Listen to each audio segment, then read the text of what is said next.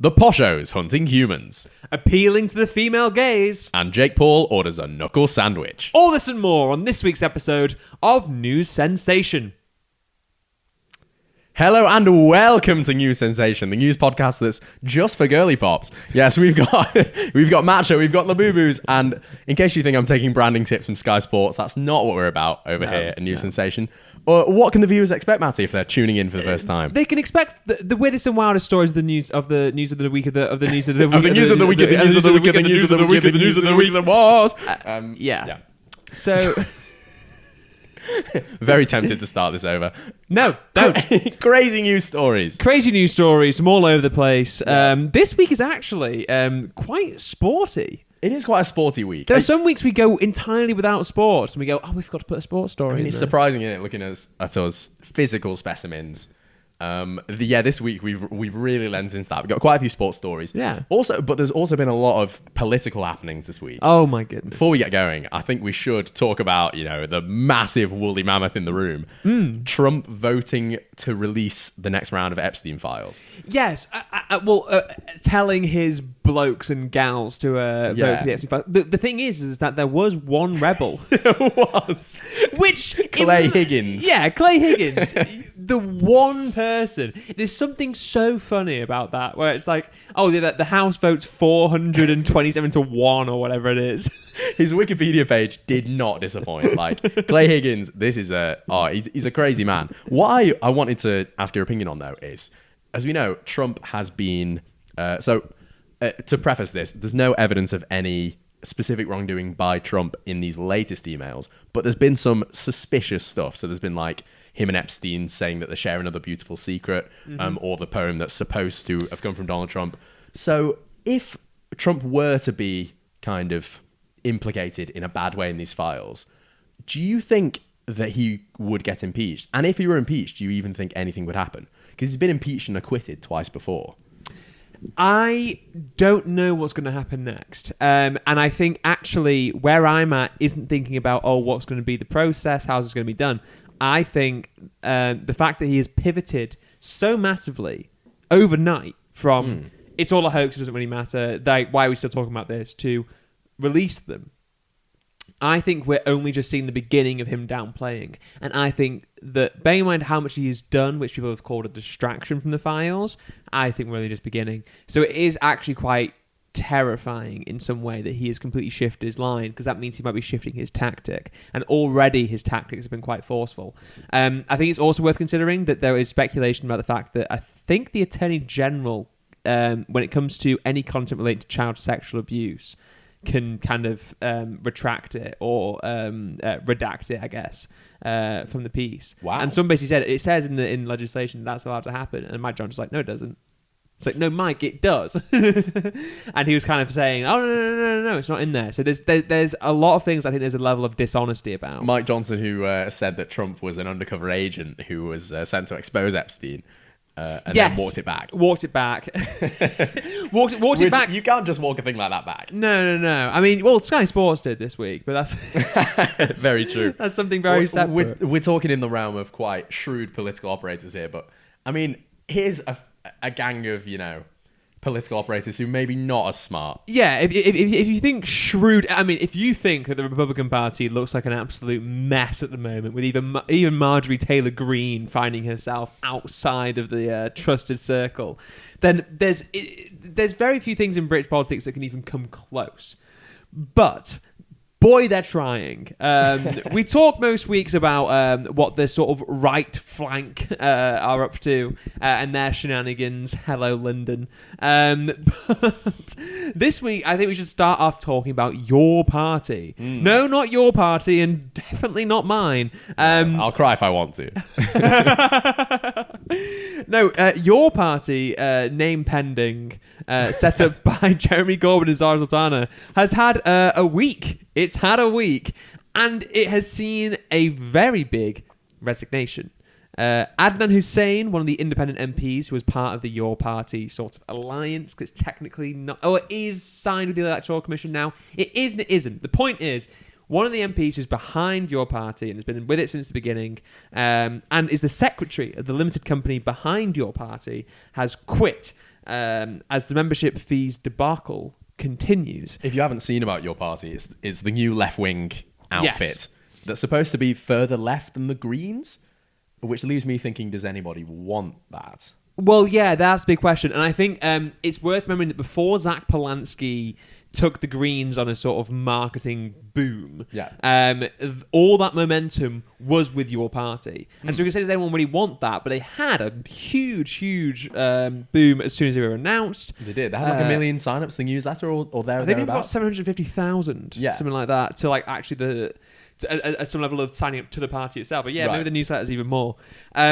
Hugely successful, had all the momentum in the world, and they managed to crash that car into a brick wall. So we always say that the biggest news happens on the Thursday after we release this. Well, last Thursday, a Your Party statement signed by Corbyn, Hussain, and fellow Your Party MPs Shokar Adam, Ayub Khan, and Iqbal Mohammed was posted on X, formerly Twitter.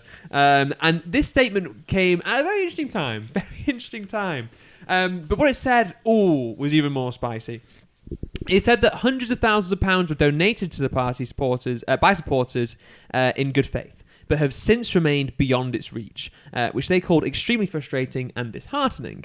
Now, this statement also said that a small portion of these funds that had been donated over the course of months dating back to July was transferred that same day, but that this is insufficient. They want the lot. We will continue to pursue the immediate transfer of all the money that was donated by supporters to get a new party off the ground, alongside a resolution to outstanding legal issues. A new party? A new party. Well, Jesus. No, so this is just for the new party. This is for your party. It's for your party. This is not your party splitting to form another your party. Okay. This one is called, like, what? Your actual party or their party? Your my party, brackets 2.exe. No. So I've mentioned a lot of things that are in that statement that are going to be wildly confusing if you've been out of the loop. But fortunately, what I do best is taking you through the absolute dregs of politics in this country to try and shed some light on it all. What is this money and what are the legal issues that they're talking about? What is any of this? Well, the money is held by MOU Operations Limited, of which Zara Sultana, who is sort of like the other main party icon, now has sole control. Previously, it was run by 3 Your Party allies in Andrew Feinstein, Jamie Driscoll, and Beth Winter, until they were accused of refusing to transfer the pot despite legal obligation. So all this money was being held in one place. They wanted it back, weren't getting it. The agreement was that MOU would hold the funds and data of donors until your party was formally registered with the Electoral Commission, because they basically had all these donations coming in before they were an actual party. But even after the registration on September 30th, the funds remained with MOU. Now, amid the allegations, lawyers actually advised your party directors not to take ownership of MOU because of potential liabilities, particularly in regards to the paid membership sign-up portal shared by Sultana, which took supporters to a site which listed MOU as data controller with payments going to their bank account, since, again, at that point, your party didn't have a formal structure or bank account. They've tried to set this up like a work Christmas do. You just transfer it all to one account and see what happens. Yeah. But what's ended up happening is that everyone, no one's on the same page. This then led to a massive fisticuffs, which we'll get to. But Feinstein, Driscoll, and Winter called it all factually incorrect and frankly nonsense. So we don't have to care about all this. We do. And now Sultana has sole control of MOU and the funds within. So where does that leave the legal challenges and the liability? Surely now, after finally getting these funds off what they saw as rogue members in the control of Zara Sultana, it's easy, right? Well, Sultana and her allies are now saying that there are legal reasons as to why she can't transfer the whole sum. And it has been noted that the timing of the statement last Thursday put Sultana in a precarious situation because she was just about to go on to question time. They have absolutely kipped her there. That's ridiculous. Yeah. And also, Zara Sultana is, not the strongest speaker in the best of times. Wow. Can be point quite... can be made. Yeah. I don't know. Well, right, hang on, Chris. Why did you just hit me with the Zara Sultana answer? Anyway, so not only did the statement bring up the former conflict with MOU, but also seems to be a breach of what was Corbyn and Sultana's ceasefire. Now, Hussain pointed to the very serious and damaging internal disputes within your party as a reason for his leaving. reminded that he signed that statement last Thursday before Sultana was about to go into question time, basically calling her out and saying that she was keeping all the money to herself. But hey-ho. It's the internal stuff you want to get away from. Perhaps more pertinent is that he said there was a veiled prejudice in the treatment of himself and other Muslim independent MPs in your party, who make up the bulk of the MPs actually part of it, with reference to generalised accusations and offensive slurs. Now, his feelings were perhaps best summarised when he said that the environment has too often felt toxic, exclusionary, and deeply disheartening. Now, stop me if you've heard this one before, Chris. Though Sultana has subsequently compared her relationship with Corbyn to that of the bickering Gallagher brothers, her earlier statement from a couple of months ago calling your party a sexist boys' club has continued to linger. Sultana claimed that she was sidelined and effectively frozen out by the other MPs, and that she had been treated appallingly and excluded completely. And all of this came in the wake of that membership sign-up portal we talked about, where there's all those legal liabilities. Right. Because Sultana's sharing of the link was called an unauthorised email by Corbyn, who also said legal action was being taken. Sultana then said that she was in talks with specialist defamation lawyers. It was all very messy. But look, you often hear the advice, follow the money, and that is particularly easy in this case because the money has barely moved at all. Yeah. And yet it's somehow managed to divide the party to the extent that it continues to shed core members, not just the 3 that left who were initially put in charge of the funds, but now Hussein, with those that remain seemingly unable to get onto good terms. I mean, yeah, this is an unmitigated disaster, really. Absolutely. Like, how long we're going to make a... We're in the business of making those predictions today. How long do you think your party might have? So they have the plan is to have a conference by the end of this month. Right. And at that conference, they want to agree a bunch of things, get things off the ground. If they can manage to make it to conference, they might make it a year. Yeah. But they very well might not make it to conference at all. The thing to remember is that as much as Corbyn brings a lot of his cult personality to the party, yeah. Sultana was very much the momentum boost of the party. She was. She does have quite a lot of support from younger voters. Exactly. And so I think it's really worth considering that, like, the more that she is frozen out, as she said a couple of months ago, and it seems that she is again with them writing statements basically calling her out and saying that she is the root of all their problems now because she's now the one with the money. I think if there's any more fracturing and Sultana ends up somewhere else, I don't see if your party actually keeps going. But yeah, it is also interesting, these accusations of Hussein of sort of veiled prejudice and offensive slurs. I wonder where that clash is. A lot of people, I remember I was reading in The Guardian that they were saying it is interesting that they formed the voting bloc mainly around the issue of Palestine and Gaza, which did bring together potentially socially conservative independent MPs in predominantly Muslim areas who ran on that. Yeah. And people like Zara Sultana and Jeremy Corbyn. So we shall see. But I don't give it much longer, especially if Zach Polanski continues to be on a tear. He is. I mean, speaking of sexist boys clubs, we've got a story about the misunderstood football boss, Luis Rubiales. Oh, so misunderstood. Yeah, he's... How would Sky Sports Halo explain this? We'll get to that later. Only child energy, I think they're probably saying. But yes, the football boss, Luis Rubiales, was egged this week by his own uncle.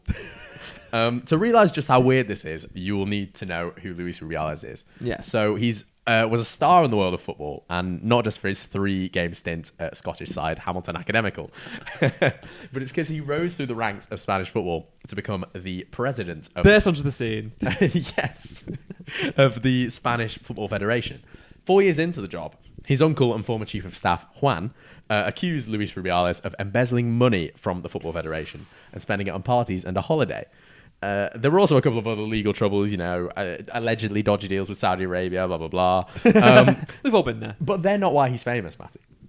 Because when Spain won the World Cup in 2023, Rubiales had to go and ruin it by giving their all-time top scorer, Jenny Hermoso, a non-consensual kiss on the lips. And he's clearly been watching too much Mad Men, because I don't know why he thought that would fly. But it flies all the time in that show. Yeah. It flies to Madison Avenue. It doesn't fly at the Women's World Cup final. Absolutely. That evening for him was one terrible decision after another. So he was seen grabbing his crotch in front of Spain's Queen Letizia and Princess Infanta Sofia, who was 16. Oh. Yeah, Infanta, maybe a clue. Yeah. And a FIFA report came out that December that accused Rubiales of touching 3 more Spanish players and 2 English players inappropriately that evening. He's a wrong'un. He's a Terrible wrong'un. night. He's exactly the kind of fella you want to see get egged. He is. I mean, in this country we usually go for the milkshake, but an egg is pretty good. Yeah, I guess the eggs don't go into milkshakes. unless you're doing like the Rocky method, where just raw eggs, just stir them all up. Yeah, I love how that was like with a finger. Yeah. Would that be included in the new milkshake tax? That's what I want to know. But this was women's football's Me Too moment. Yes. So 81 players, including every player in the World Cup winning side, said that they wouldn't play for Spain until Rubiales was sacked. And Borja Iglesias, a men's player, said he wouldn't play for Spain either. Which nice one, boy. Go on, son. It's a bit like me saying, I'm not going to present Sky News until Rubiales gets sacked. No, honesty, respect though to him for that. No, I mean, a little bit of solidarity goes a long way. Fair play, yeah. It's just funny it came from Borja. Yeah. Earlier this year, Rubiales was found guilty of sexual assault. And the kiss of consequences rarely arrives Vaseline, Matty. So he was also ordered not to contact Hermoso, the player he kissed, for 12 months, which is like, do they expect that in February she'll be ready to receive you up texts? This is a bit pointless. Throughout everything, though, and this leads us to the egging, Rubiales has adopted an everyone is wrong except me attitude. Oh, of course he has. He said he was the victim of a sudden far left movement, and I don't know if you remember, but his mum went on hunger strike. Oh my goodness, yes, Yeah. it was. I mean, everyone needs a loving mother, but sometimes your mum's got to call you out on your bullshit and not go that far. You know what I mean? But he's bringing a book out, which is true to this kind of blaming everyone else form, called Matar a Rubiales, or Killing Rubiales. If only. For satirical purposes. Eggs will do. Kill him with eggs. Kiss of death? Depends if he's allergic. Yeah. Maybe that's what his Uncle Juan knows that we don't. Well, actually, it's his Uncle Luis who launched the eggs at him at this book event. So at least Rubiales has identified this guy as his Uncle Luis. Right. And we should always take Rubiales at his word. Yeah. Famously.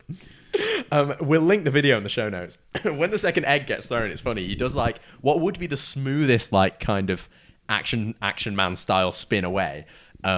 If the egg didn't hit him in the back. The uncle shouts Sinvergüenza or sleazebag at Rubiales before he throws the eggs. Yeah. And Rubiales runs at the egg thrower. I can only assume he was going to kiss him.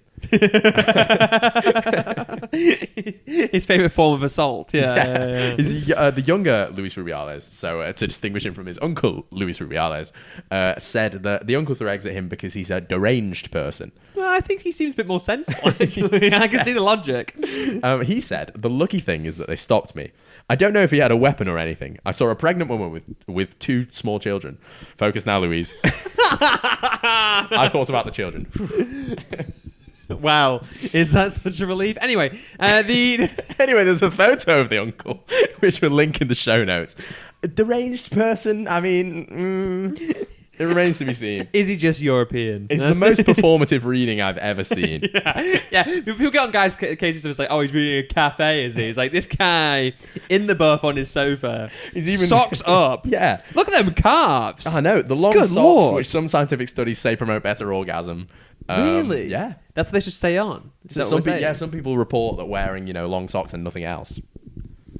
Leave it in the comments. Leave it in the comments, your opinion. Yeah. The uncle has previously said Luis needs a social re-education program and a re-education in his relationship with women, which, I think that's a very legitimate thing to say. He said that Rubiales He might is take obsessed. some pretty deranged photos, but not. Yeah. I never want to see that again, but link in the show notes. He said that Luis Rubiales is obsessed with power, luxury, money, and women. Yeah. Which, I mean, pretty common thread between terrible blokes. They're not bad interests, but you don't have to go that far. I too like luxury. we got people out there who hate luxury. I actually like a couple of quid in my pocket. Yeah. You know? Keep podcasting. It'll work. Spanish police arrested the uncle, though, for criminal damage because he broke a screen behind Rubiales, and he's due to appear in court tomorrow. So Right. we'll, It's ongoing. We'll see. I don't think the fact that he told a reporter that he planned to throw a bag of breadsticks as well will help his case. That's going to hurt, though. You get twatted by a breadstick. I mean... No, I think you're losing the aerodynamic capacity of breadsticks if you put them in a bag. But, I mean, it's all a good old-fashioned telenovela, Matty. Really but maybe Luis Rubiales' problem is being too old-fashioned. Indeed it is. And I mean, look, we've seen sort of a lot of rise and falls. We've talked about them this week already. The whole thing with Donald Trump and the emails, Luis Rubiales getting egged by his own uncle. But sometimes it's less spectacular than that. It's a bit of a slow burn. And I think the end of this past era of British boxing is a sign of that. In the same week that a Ben finally beat a Eubank and a Brit finally took a belt off Usyk, technically, Anthony Joshua's fight with Jake Paul was confirmed. Now, the fight is designed for suckers like us. Let's face it.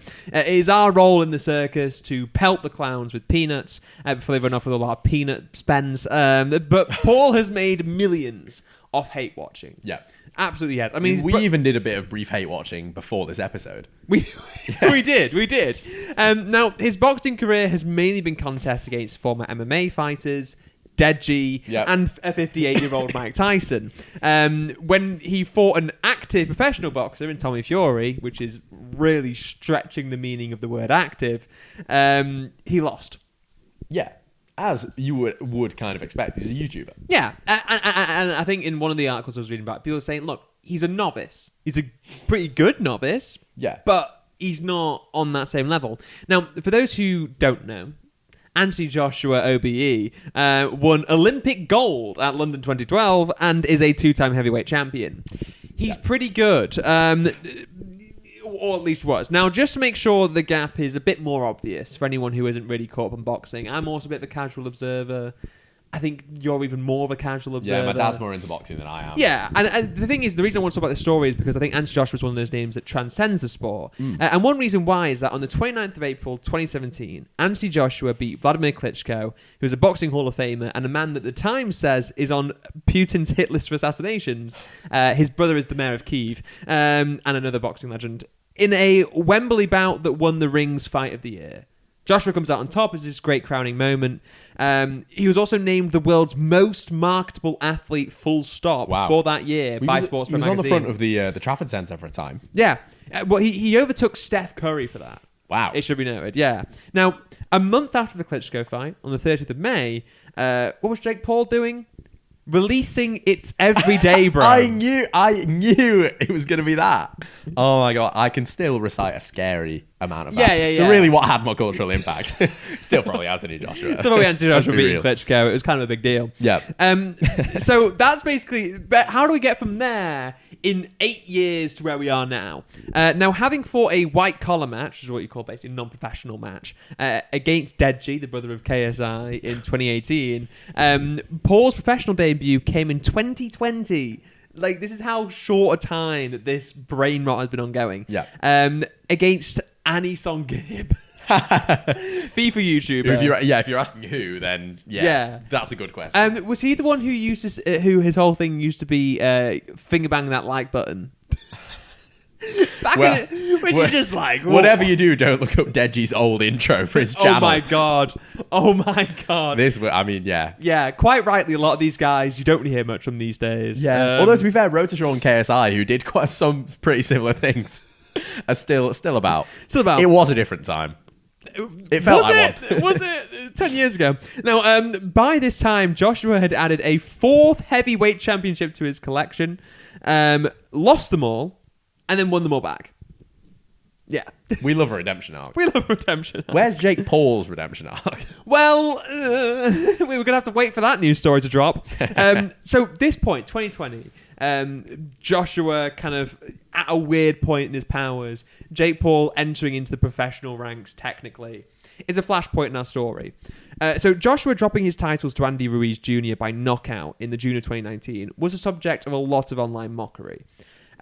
People kind of unable to see past their quite striking difference in physique, the Adonis and Anthony Joshua, and the rather stocky Ruiz. I'm sure there's other gods that you can compare Ruiz's physique to. Yeah, like... The Buddha springs to mind. not a god. But yes, in the Chinese interpretations of the Buddha, yeah, absolutely, you can see an Andy Ruiz there somewhere. I'm sure there's a Norse god built like Andy Ruiz. Yeah. Yeah. But that being said, Andy Ruiz can knock your block off. So it shouldn't be shouldn't be too surprising. Hey, now, don't tell him I said anything. Joshua would win the titles back that same December and retain them the following year. But by the end of 2020, his reputation was a little bit rocked. So 2021 and 2022, this is where we really start to see the groundworks for this story. And if you've been zoned out by a lot of the information we're throwing at you, tune back in, because this explains the whole damn thing. Joshua fought once across in each of these years. One in 2021, one in 2022. Both times against Alexander Usyk. So, both times he lost by judge's decision. Paul, meanwhile, began his step up into from fighting YouTubers and former basketball player Nate Robinson to taking on MMA artists. Now, across the 2 years, Paul won 4 boxing bouts against Ben Askren, Tyron Woodley twice, and Anderson Silva, which is a crazy person to beat in a fight, but if it's boxing, it kind of makes sense. Right. Funnily enough, Joshua's last win was also against a UFC fighter in Francis Ngannou. But basically, the object of the story is Anthony Joshua, at a stumbling point in his career, meets the man who ruins British boxing for everybody. Just the flat glass ceiling across everything. I'm still surprised that Jake Paul beat those MMA fighters. I'm not. Ben Askren was a wrestler. Tyron Woodley was a lot older, and Anderson Silva was mainly an MMA fighter and been fighting since the early, like mid 2000s. It's hard to think of a Jake Paul as a specialist in anything, though, apart from rage bait. Well, very true. But yeah, so across these 2 years, you have basically the 2 crushing defeats of Joshua's career that basically spell an end to his time in the sort of spotlight until very recently. And Jake Paul kind of entering his way into this new realm of prize fighting where it's like, what if I get former fighters in here? Which leads us. Since 2023, Jake Paul has made that step up towards professional boxing, starting with his defeat to Tommy Fury, but also breaking box office records along the way, particularly in his fight against Mike Tyson. Now, Joshua, meanwhile, was managing to fight his way back into the title picture, only to lose to Daniel Dubois last September, who himself would be the next Brit to be conquered by Alexander Usyk. You could kind of point to point in time where you've got Anthony Joshua with titles, you've got Tyson Fury beating the Bronze Bomber, and then you've kind of got this whole sense of, what happens when they meet Usyk? You know, you can beat Deontay Wilder, who everyone thought he's not going to beat Deontay Wilder, but then he impressively does. Yeah. Still, nothing can get past the King of Ukraine. And this is the thing. Joshua then facing Paul now is poetic. Joshua's rise and fall represents a whole era of British boxing. You know, one marked by high-achieving heavyweights who all hit that same glass ceiling and couldn't break through. Now, it has functioned in recent years in a sort of grim tandem with the kind of box office successes of novices and professional wind-up merchants. Like you say, specialists and hate. Yep. Joshua's decline and Paul's relentless climb. And I put this in the notes. Think the zombies in that scene in World War Z when they're climbing up the giant wall. That's Jake Paul trying to break into the boxing professional ranks. Yeah. He has been ranked by some boxing organisations after a few victories. Yeah. Wow. He was meant to fight Gervonta Davis as well, who's another professional boxer, but that fell through. Now, it's meant that their paths meet at a point somewhere in the sort of murk of mediocrity. But make no mistake, Joshua is still a very dangerous fighter, which is part of the reason why the sort of mythic AJ versus Tyson Fury matches refuse to fade into mere sort of speculative fiction, and are likely to come in the next couple of years. But before then, he must swat a fly who is 6 inches shorter and 4 stone lighter than him. That's so dangerous. To pick up just a cheeky payday of $50 million. Whoa. Yes, and it's worth saying that, I mean, Anthony Joshua is famous for being behind his promoter Eddie Hearn back in 2017 going, money, money, money, money, money. I love money. A bit like, it reminds you of Jermaine Genius, coin, coin, coin, coin, coin, coin, coin. He also said in 2017, when he was the most marketable athlete in the world, that he wanted to be boxing's first billionaire. which is another thing he never quite reached. Because he was saying that, like, you can be a millionaire, you want to be a millionaire, yeah. But now, like, old people who just made, like, sound financial decisions are millionaires. So now you've got to be a billionaire. And it's like, sure. Has he thought about bringing out a grill? There's other ways to make it. Yeah, I mean, if you track the course of boxing history, that is the way to go. Yeah. Merchandise. I don't know if George Foreman is a billionaire, but for what he's done to the world of salmon, he should be. To the world of salmon. Never forgotten. Now, meanwhile, Britain does have a new heavyweight champion. Fabio Wardley, who was upgraded from interim to champion after Usyk relinquished his WBO title rather than fight him. A mark of both the twilight of Usyk's career, crushing British dreams, and the quality of the undefeated Brit in Wardley. If you're confused as to why like these belts kind of keep flopping around, there's numerous belts. You can hold them all simultaneously and be undisputed, which Usyk was. But then all the different organizations will have their own internal ranking systems, and sometimes you end up with these contractual situations where it's like, I have to fight you, but I just fought this guy, and I just can't be asked. Take the belt. It's convoluted. But look, the point is, given Usyk's record against the Brits, I think Wardley is slightly relieved. Otherwise, he might find himself fighting Angry Ginge in 2028. Oh, Angry Ginge. I'm a fan of Angry Ginge. I've Love heard Angry a lot of Ginge. people say, "Oh, he's not a celebrity. YouTubers not Yes, he celebrities." is. I think if you've been in Soccer Aid, Yeah, Angry Ginge did the one thing that all United fans have wanted to do for the last 10 years, which is clatter Carlos Tevez at Old Trafford. Absolutely. For me, he's a hero. yeah, he's more than a celebrity to me. But you know, if Wardley's career goes really badly, then he could end up doing one of the strangest sports that's ever made it into this show. Chessboxing. Oh, I love a weird sport. So this week, CBS News show 60 Minutes released an episode on chessboxing, which is alternate 3-minute rounds of chess and boxing. You can win by checkmate, knockout, or judge's decision. Nice. And during the chess, the athletes wear headsets to block out coaching from the crowd. There's no prize money, and the athletes pay their own way. And one volunteer said the sport runs on pride and idiocy. Which I think boxing does as well after a certain point. I am not particularly good at boxing or chess. Yes. So I don't know what I would be trying to do. I think you want to try and sort of like blitz chess, get a checkmate, survive a round of boxing, and then just see what you can do. I think because... It's easier to get better at chess than it is at boxing, I imagine. I don't know. Boxing's crazy. That is man. like a doors v wheels question, isn't it? Like, is it easier to get better at boxing or chess? The doors v wheels question. I've not heard that in a long time. No. Are there more doors in the world or wheels? Yeah, and No, we're not answering the question. That's not what we're here for. We're here to Go talk on. about chess boxing, We're to talk about pride and idiocy. we are. So Russia is the reigning champion. Oh yeah, of course. Russia's the reigning champion of chess boxing. Yeah, of course. But Nation's favorite pastime. well, they have 500 schools and universities in which it's played. Right. Chess boxing. But the 60 Minutes doc follows the American team as they sought a big upset at the 2025 World Championships in Loznica, Serbia. Right. So fighters from 18 different countries assembled for this, male and female fighters. And the 60 Minutes did an interview with the coach of Team USA, Matt Thomas. And we've linked a picture of him in the show notes. He does look very much... He reminds me of the Soviet boxers from like boxing films. Yeah, It also yeah. reminds me a bit of, if anyone's seen Hoodwinked, the German skier that's the villain in the Granny subplot. I'm sure we don't want to go down the rabbit hole of niche film references. Yeah. Matty has me pipped to the post in pretty much I every appreciate single step of Hoodwinked, that. though. That's remarkable. Hoodwinked is a great film. He looks like the Lost Skarsgård brother. He does. Also a bit of Bruce from Finding Nemo thrown in there. Yes. He's just quite a decent looking fella. He's an eclectic man. Yeah, I think he's the right person to be the face of chess boxing in America. Yes. Here's a quote. Chess is boxing on a board, and boxing is chess with my body. Hard.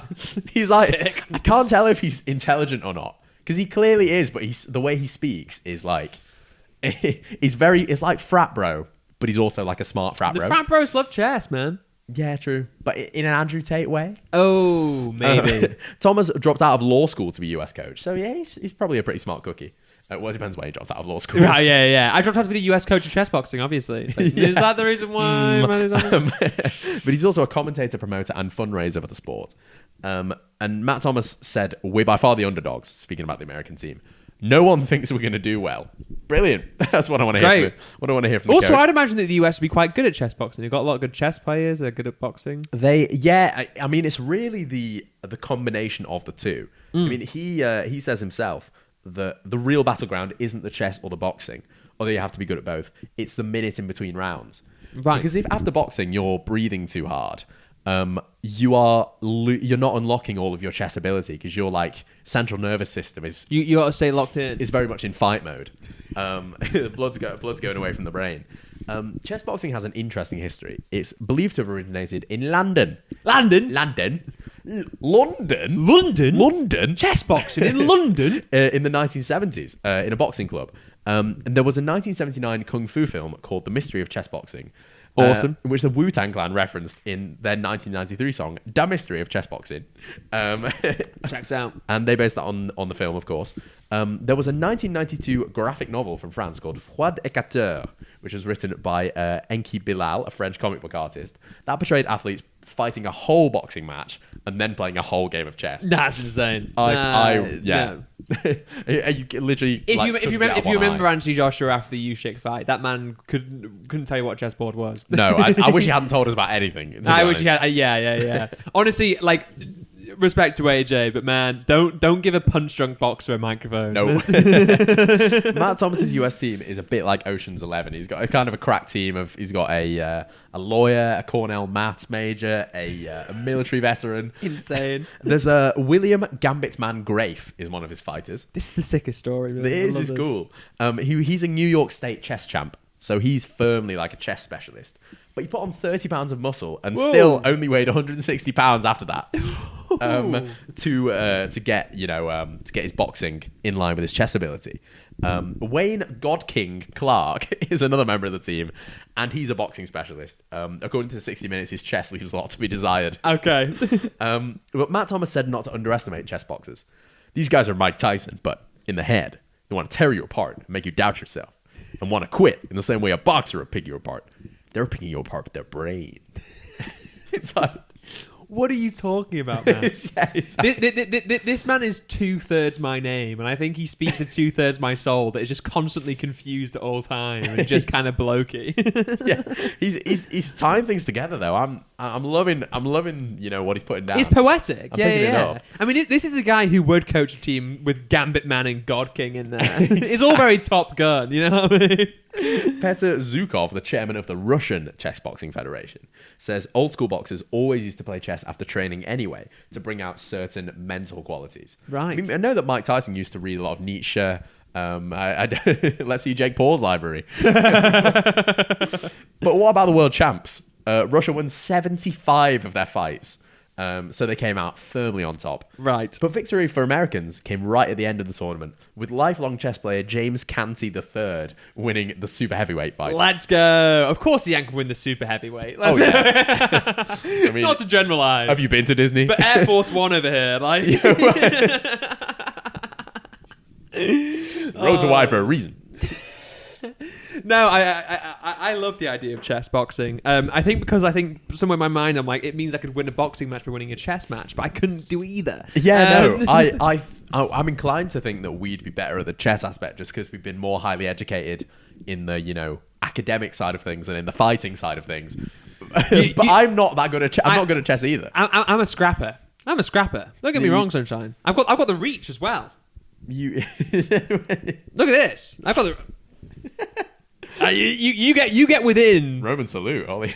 Whoa! You get within like that arm's length, and you're getting a little whoa, you know. Bloody rapscallion. Queensbury, darling, come on. Speaking of good old fashioned fisticuffs, Matty. Good old fashioned fisticuffs. Oh, darling, do I have some news for you? Foxes? How barbaric! I hunt humans. Ooh. Yes, as the government is pushed to replicate bans on trail hunting to finally snuff out fox hunting, professional hunters are turning their focus to a different prey. Human beings. Wow. This isn't as freaky as it sounds, I promise. Now, where trail hunting involves the tracking of an animal-based scent, which critics say functions as a loophole for fox hunts.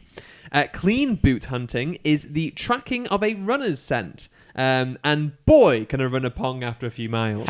Especially since runners are encouraged to not shower or use deodorant to ensure that they reek before the run even starts. That's what AFC Wimbledon used to can do. get a nice scent. yeah. The Crazy Gang would love this. They would. This is straight out of their sort of training thing. It's like, yeah, so to prepare for our big match against Liverpool at Wembley, what we decided to do is the gaffer got us all together and he said, don't shower, boys. I've got some bloodhounds here for you. We're going to see how fast you can really run. We're going to clog the toilets. I think Jake Paul's best bet is not showering just for a solid month before the fight. Reek like hell. Because Anthony Joshua, I get the impression that he is I imagine he's quite house proud. He does give kind of, even though he's a bruiser, he was part of the, kind of squeaky clean. Lynx shower gel adverts. That's the one. Don't shut to my show if you've got no energy. Like, we know this man probably smells at least like a clean 14-year-old. Trail hunting was banned on National Trust land in 2021, and it has been suspended by Forestry England since 2020. So it's already we're making headway. As such, the actually century-old practice of clean boot hunting is gaining popularity, and is supported by both the League Against Cruel Sports, who were the driving force behind the 2004 Hunting Act that banned fox hunting, and former fox hunters as well.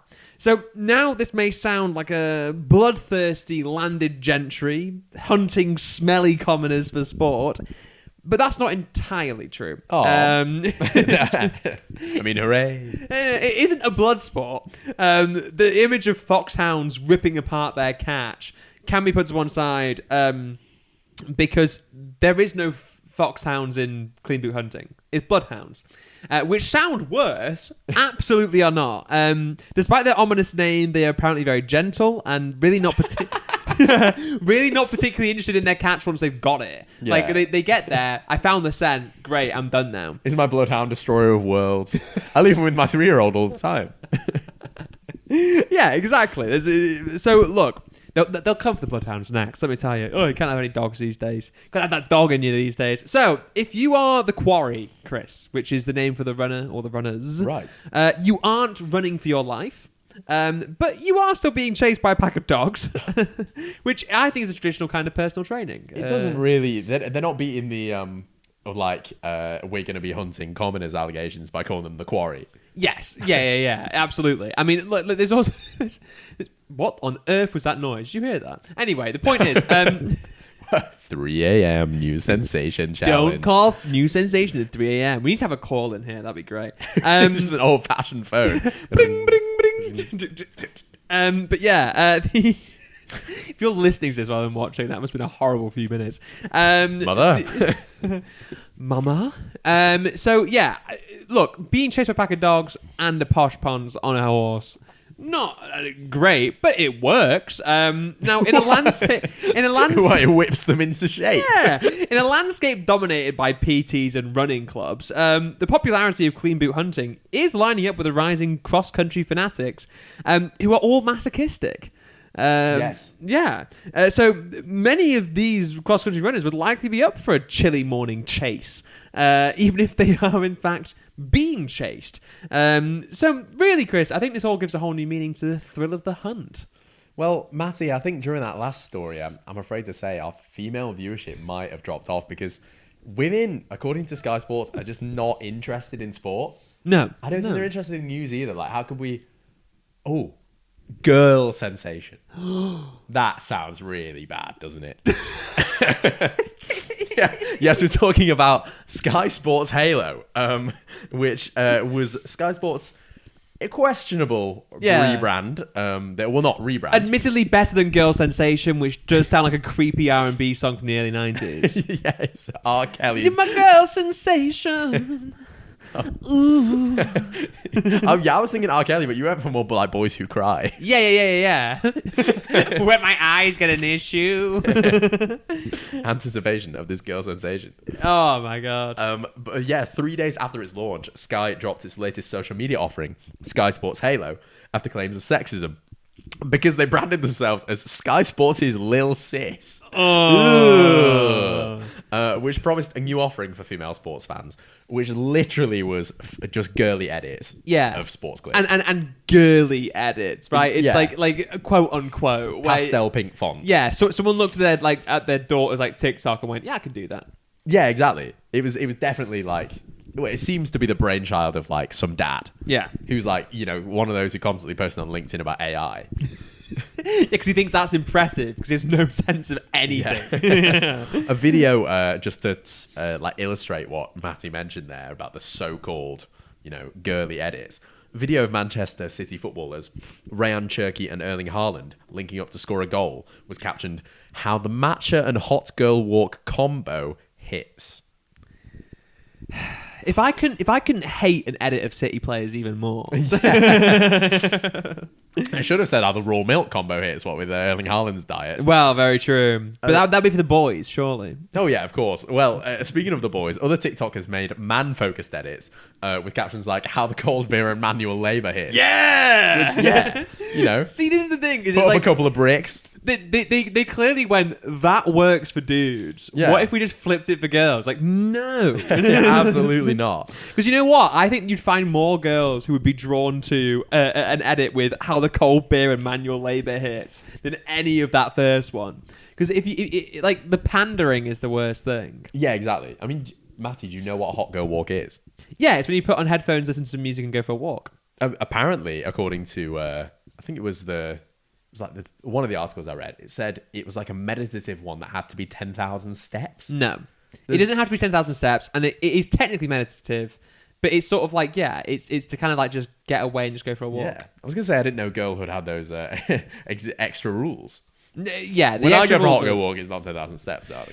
No, when I go for an extra, when I go for a hot girl walk, it's down to get a cold beer and do some bricklaying. Another post, which I think would have reeled you in, is is thinking about Zoran Mamdani rizzing us and Arsenal up. Share. Yeah, in reference to the New York mayor-elect telling Sky News that he loved their content and that he's an Arsenal fan. Bath. One more. Not a bar for Zoran Mamdani, he's a stud. No. Yeah, no. A bar for the concept of trying to capitalise off of that. That's the worst thing I've seen him involved in.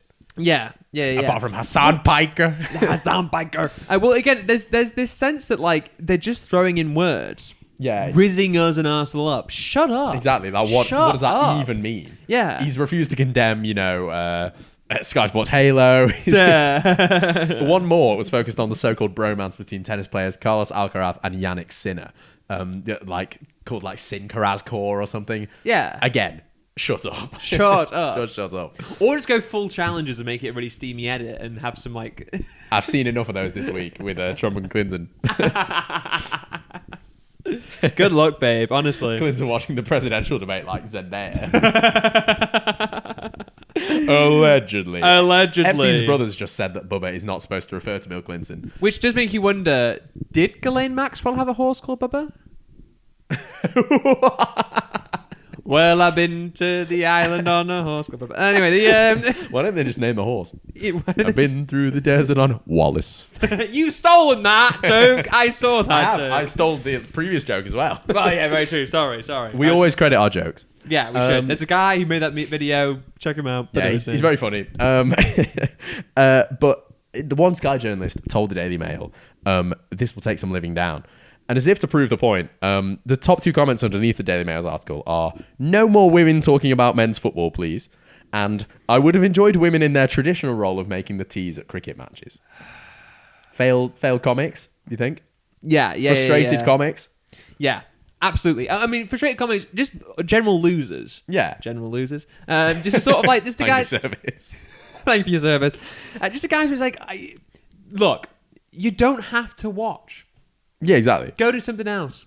But also, it's like some of the best pundits in the game are women. Do you not think that women are qualified to talk about sports at this point? Are you kidding me? Yeah. Are you kidding me? Kate Scott. I mean, she's a presenter, but Alex Scott. Kate Scott. Kate Abdo, who then married Malik Scott. Right. Chessboxing coach. No, real boxing coach. Real boxing coach. You threw me off there. I was like, what? Yeah. Yeah. Kate Abdo's brilliant. I'm full of surprises. Gabby Logan. Yeah. There's so many great Yeah. female pundits, and it's like you've also got on the men's side. Yeah, you got some great male pundits, but you've also got Michael Owen. Yeah. You know, you've got the whole of TalkSport. So anytime someone's sort of like, well, I saw this female pundit, she wasn't very good. It's like, yeah, because not every pundit is good. Yes. Hot take from New Sensation. Maybe we should call this girl Sensation. I'm standing up for the women today. You know, I'm like that Spanish footballer who's never going to play for the national team, who said he wouldn't play for the national team. No, that was more Ted Bundy and less Borja. Ted Bundy. Ted Bundy. Like some cameo next week. What is this? A crossover episode? The Mail also said a source told them that staff meetings about the issue got heated as employees demanded to know how the content was approved, and particularly women on the team were annoyed. Yes. They worked hard to establish Sky Sports as a viable brand for women's football. But the Mail also says it is not thought, and I guess when people use that kind of language, we don't really know where this has come from. Yeah, it's come. Oh, but we do know it's come at least from the Daily Mail, who you should trust everything they say. To how limited an extent can we talk here? I mean, like, how many pinches of salt is it? This many pinches, this many pinches, this many pinches, this much salt? You've got to get some secondary sources. You've got to get so many secondary sources. But they say it is not thought that the concept was derided or considered ill-advised by women within Sky HQ. Which I guess that would contradict the other source. But many younger... Contradictory sources? Many younger... You need a whole bibliography to read a Mail article. It says many younger female staff were among those consulted internally on the strategy, which I can imagine that consultation, just like an old bloke popping his head around the door and, love. Listen, look at this video. What is this Lou Boo Boo? What is this Lou Boo Boo? It's like, oh, so is this like an ironic sort of thing? He's like, what? Hey? Here's the thing, they might have seen one video and gone, that's like a funny and ironic, but like they didn't realize that was going to be the whole brand. And also, like, if they want to do content catered towards women, I mean, you can, but technically the content catered towards women is the content. It's Sky Sports. Exactly. It's not. We've seen big strides in, women's rugby, women's football. Yeah. I come from a house where the women in the house watch sports and like sports. Yeah.